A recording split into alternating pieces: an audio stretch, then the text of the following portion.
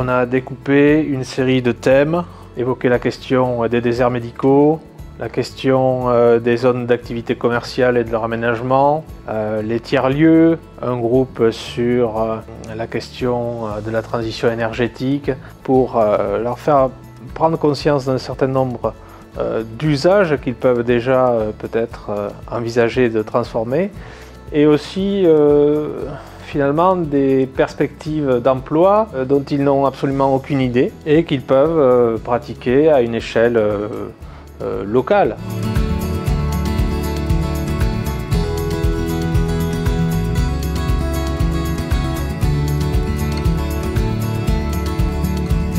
Il y a donc du coup 4 personnes qui viennent nous voir et qui nous posent pas mal de questions sur qu'est-ce qu'on apprécie du coup sur cette ville, qu'est-ce qu'on pourrait changer, qu'est-ce qu'on pourrait améliorer, qu'est-ce qui ne va pas et qu'est-ce qui va bien.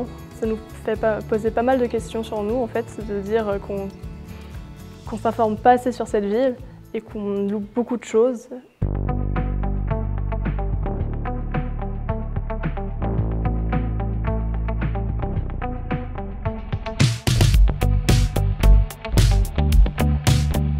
On est loin de tout là où j'habite.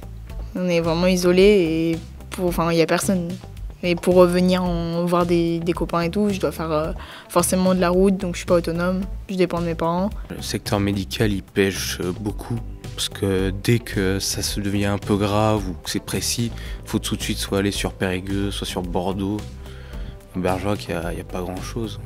Pour la ville de Bergerac, j'essaierai de faire en sorte que ça devienne peut-être une ville étudiante plus développée pour la dynamiser, pour espérer amener plus de jeunes, du coup, plus d'activités liées aux jeunes. Donc, par exemple, je sais pas, des boîtes de nuit, des trucs comme ça, des bars ambiance, de quoi faire des sorties, de se dire on peut sortir à Bergerac. Oui, j'irai chercher les jeunes à aller bouger et leur montrer leur importance, quoi, parce qu'on ne se rend pas forcément compte qu'on compte, quoi.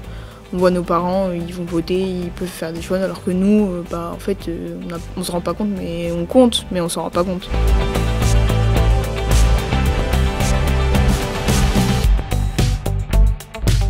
Après, cette ville est quand même assez écologique. La nuit, ils éteignent carrément les lumières pour économiser, pour pas, on va dire, polluer l'atmosphère, on va dire. Le fait qu'on doit rouler à 30 et puis 50, donc pour la pollution sonore, atmosphérique, et pour les voitures, c'est déjà mieux. Le fait que quand même c'est assez petit, pour le vieux Bergerac, on peut se balader à pied ou même à vélo. Donc c'est mieux comme ça, je pense.